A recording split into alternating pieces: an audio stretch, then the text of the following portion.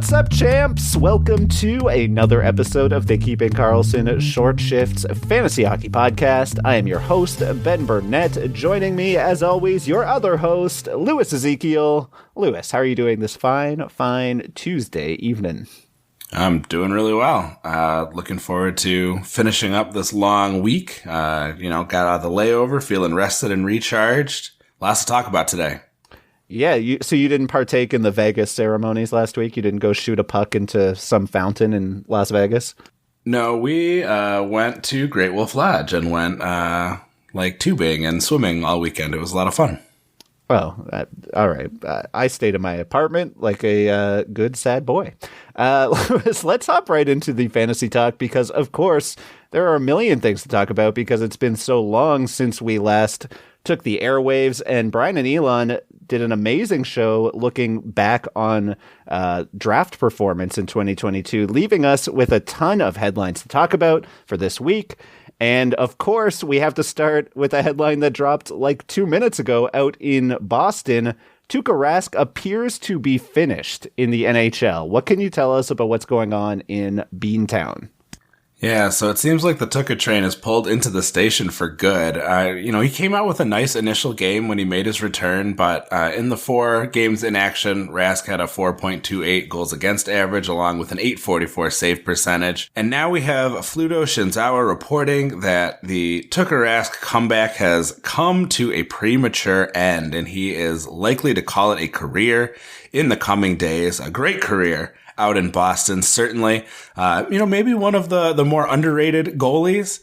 But a guy who, really did a whole lot for Boston, and, a shame, they were talking about Carter Hutton, kind of limping into the sunset when they talked about him, on the show that came out yesterday. Brian and Elon did. And I think, it's kind of the same way here. It's unfortunate to see things sort of turned out the way that they did. But good on Tuukka for trying to make that return, in spite of everything going on. What that means for, sorry, go ahead. And so I guess now we need to sort of reassess the goalie situation in Boston. Obviously, we're back to square one, without the return of Tuukka Rask looming, as had been the case for most of the first half of the season. We're kind of stuck picking between Jeremy Swayman and Linus Ullmark. Do you have any preference there, or are you leaning one way or the other?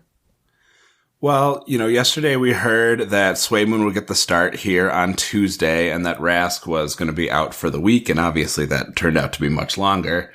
So I think a lot of folks, I know Brian and myself both ran to the wire to grab Swayman. He is not having a great game here against the Malkinless Penguins. Was doing okay until I mentioned something in the Discord chat and then allowed 3 goals in the second. So, it's tough to see. He's obviously been playing very well, at least before he was sent down, and he was very motivated, Swayman was, to come back. He said, if I give the best chance to win, I hope that I'll get a shot to be the goalie. There are games against Montreal and Ottawa left this week. If I were a betting man, I would guess that we see 1 each from Ullmark and Swayman.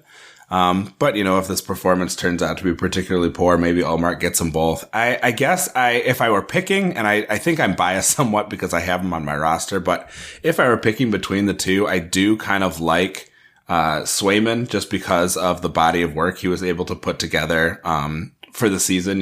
When he was sent down, it seemed kind of like an injustice that was the result of goalie contracts.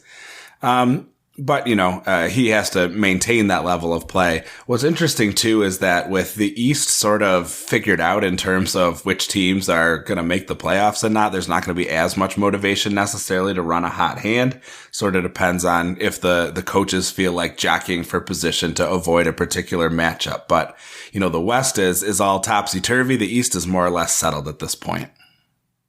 I think sort of reading between the lines there that we're in agreement here, which is that we're back to a split. Like I hear you on Swayman. I guess I guess it's hard to say though that I feel strongly about one over the other, and I don't get the impression that the Bruins do either. So I think we're basically in like what the Islanders have been the past few years, and maybe sort of a less committed version of what the Bruins were in recent years, going between Halak and Rask. Although with the previous Bruins teams, it was very clear who, the number one starter would be come playoff time, but they would still run it essentially like a 45-40, like a 43 to 40 or whatever adds up to 82, but with Rask getting a few extra starts over the course of the season, I would expect that we're basically looking at like what amounts to a 50-50 timeshare.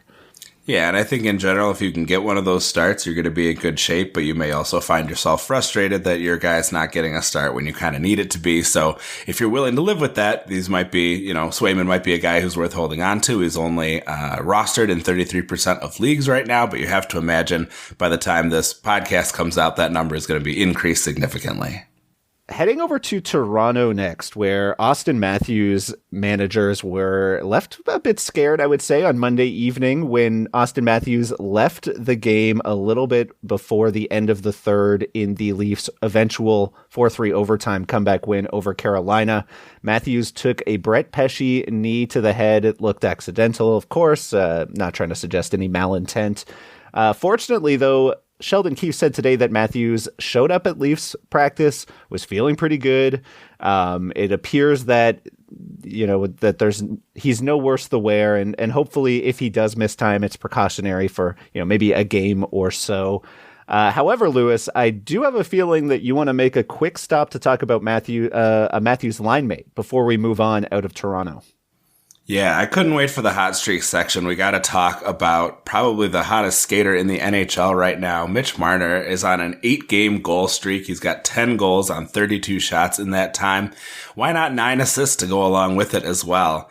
Not a ton to add here fantasy-wise, except just as a reminder that skilled players are going to regress towards the mean. So kudos to anyone who acquired him early in the year through his 1-point output over the first 7 games or held on to him in spite of low ball offers. In the 27 games since that slow start, he's put up 39 points and obviously is operating a key position on the league's top power play and seems to have really, shed his, power play choke artist can't score a goal here ways as well. So great to see Marner really picking things up. And yeah, like you said, it sounds like despite Brian and Elon getting a little panicky on yesterday's show as the news came out live, it seems like Matthews is going to be just fine, likely to practice tomorrow and probable for Thursday. Well, then let's hop right over to Las Vegas, home of the 2022 All-Star Game, where Jack Eichel showed up in practice today with a full contact jersey, joined in line rushes, was alternating in and out of the top power play look. Doesn't look like he's ready just yet, though, eh, Lewis? No, he's still got to work back into game shape. They're giving him a little more work each day. He's doing some extra skating, some extra practice, getting his conditioning up. He has cycled into the top power play unit in practice. And so, that's generally what we expect. We don't know what that ultimate, even strength line deployment is, but, no surprise that, he's expected to join that top power play unit. So at this point with the trade deadline coming up, in terms of actionable fantasy stuff, maybe it's time to see if you can't pry Eichel away from a team that's really scratching and clawing to make it, who needs a difference maker now. Having waited all this time, I think there's going to be some sunk cost there that, people are going to expect more or less full price. But, hey, if you got some people who forget that Eichel, was a consensus top 10 pick before that neck injury, a guy who put up over a point per game through his career on a pretty terrible team in Buffalo for most of his career. This is going to be a great opportunity for him, and I imagine he is going to be highly motivated to come out and make an impact. So it might be worth poking around the Eichel owner, especially if they are desperately trying to reach the playoffs here, and see if you can't give them something, or if you're in a keeper league, maybe he's the kind of, toss some picks that person's way if they're low in the standings. Just some options exist out there to potentially grab him before he is clearly on his way back to the ice. All right, Lewis, we are going to take a quick break. When we come back, we have a few more injuries to chat about and a couple of hot streaks. You're listening to Short Shifts. Welcome back to Short Shifts. Lewis, we are going to hop right over to Colorado next, where we learned today that Nathan MacKinnon is likely out into the weekend. It has, he may just miss one game this week. Let's hope if he's back in time for Saturday. Otherwise, he'll miss both games this week. It appears that Valery Nichushkin is taking over on line one, while Sam Girard is keeping that top power play look in a two defenseman formation. If either of those guys are available, obviously, might be worth a stream, depending on, if you have the flexibility in your lineup to make it work. It's going to be, a light schedule this week, as I mentioned, but just wanted to throw those names out there as those are two players who they have pop-off ability given the opportunity. Yeah, absolutely. We talked about Girard being an interesting potential pickup before the break, and Nichushkin as well, though he's fairly widely rostered. But yeah, as long as they're going to have that opportunity. And then for folks who, like me, have McKinnon on injured reserve, because it is a light week, maybe it's a little bit of a blessing in disguise that you can kind of have that Sunday ad for the game against Dallas, where you can drop someone who you're kind of done with that you were streaming and pop him in and see if he can't do something for you on Sunday to pull you off to a win. All right, Lewis, we are going to next take a little jump on the old COVID carousel and talk about the latest additions to the league's COVID-19 list. Starting in New Jersey, where Jack Hughes has been listed under the COVID protocol after participating and winning part of the winning Metro team in the last weekend's All-Star game. New Jersey does have two more games after tonight, and losing Hughes may take a bit of the boost out of that excellent schedule that fantasy managers were probably looking forward to. Hischier took over for Hughes on the top line with Bratt and Igor Sharangovich, scored a power play goal on Monday, scored a goal at even strength tonight. Hischier and Bratt and Damon Severson and Nathan Bastian were all in their regular power play spots. Pavel Zacha joined that unit tonight and scored a power play goal, so that is good to see if you were able to stream him in and capitalize on a little bit of waiver wire value. Heading over to Vancouver next, Quinn Hughes is on the COVID list, joining his brother, unfortunately. Oliver Ekman-Larsson likely to take power play one for the Canucks 3 games this weekend. Hopefully Hughes is back this weekend, I suppose, but if you're looking for somebody who can fill the stat book and also may pop in a power play assist or so, you may be in luck with Oliver Ekman-Larsson. And then, Lewis, you mentioned Evgeny Malkin being on the list earlier. I'll hand that one off to you. Yeah, so you've got another return to relevance for Evan Rodriguez, who joins the big boys on the top power play. He is stuck with Danton Heinen and Radim Zohorna at even strength, although Heinen has 2 goals here in his revenge game with the Bruins. So, not the worst place to be, at least for this particular matchup. Jeff Carter takes Malkin's spot between Kapanen and Brock McGinn.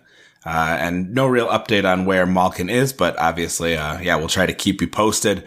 Also in Winnipeg, Neil Pionk and Pierre-Luc Dubois hit the list, but it sounds like it's just going to be for a little bit. They are likely to return for the Friday, Saturday back-to-back, in which case there's not a ton of fantasy relevance from that particular entry into the list. So good news for those Jets.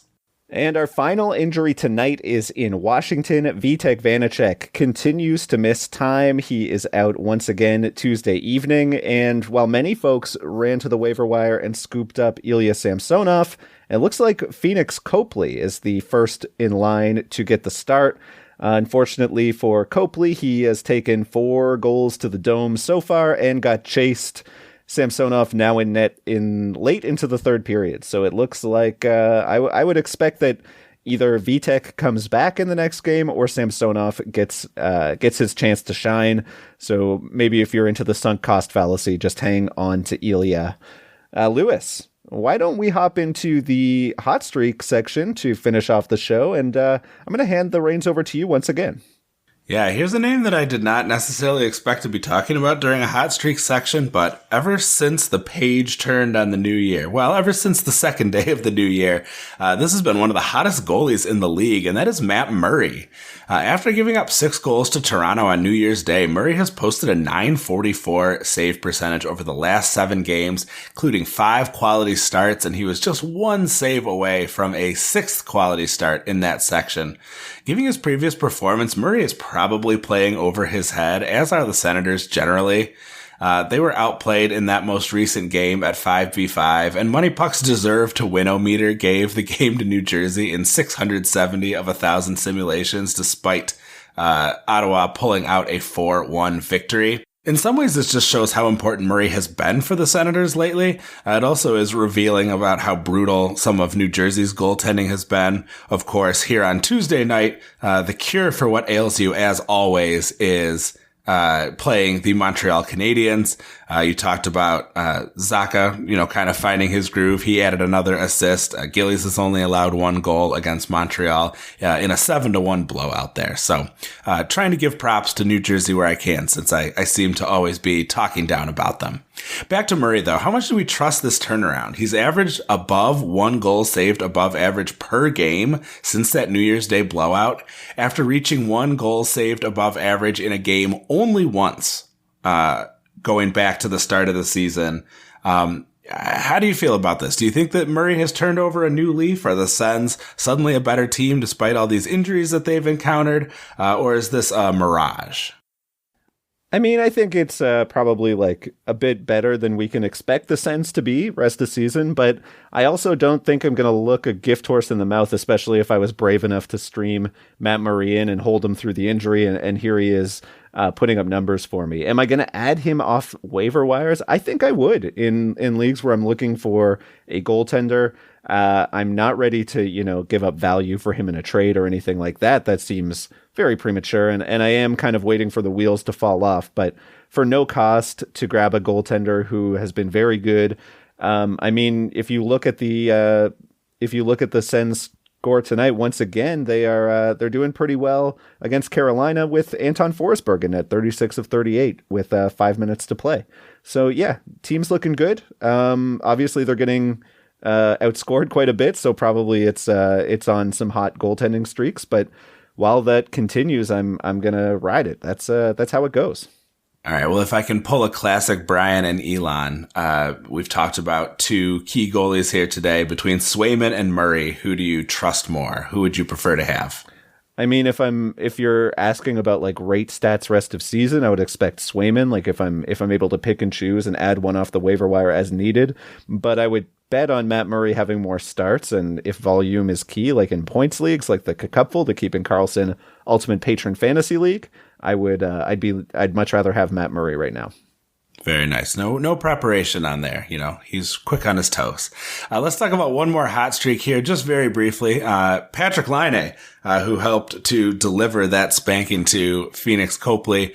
3 straight games now with 2 goals each and 2 assists in the game before that. Not a ton, but, not a ton of fantasy relevance here necessarily or actionable information, but I was actually surprised he's only rostered in 73% of leagues right now. Maybe that name brand has taken a bit of a hit, and Columbus isn't always the most exciting place to be playing, but, he's in a contract year. He's getting prime deployment.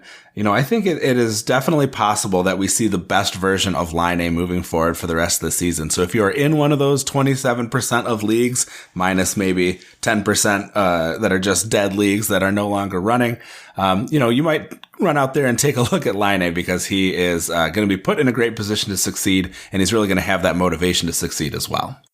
Yeah, it's nice to see, and I mean, Columbus obviously has to rely on someone. Patrick Laine filling the net is not the most surprising development out there. Brian and Elon talked about Boone Jenner and how consistently he's been really solid this season. Laine's been shooting a little high, obviously, especially over the 3-game, 6 goal in 3 game streak, but in general, his numbers are a little inflated, but not in such a way where I'm like, oh no, he's actually not fantasy relevant at all or whatever. I think maybe he's more of a 60, 65, maybe approaching 70-point player if the Jackets can be for real rest of season.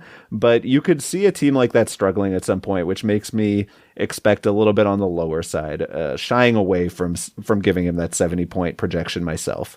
Yeah, it makes a lot of sense. But certainly, he's going to get every opportunity. So that's a player that you'd like to have on your roster, I think. Agreed. Lewis, thank you so much for hanging out with me tonight. It's good to be back in the booth with you.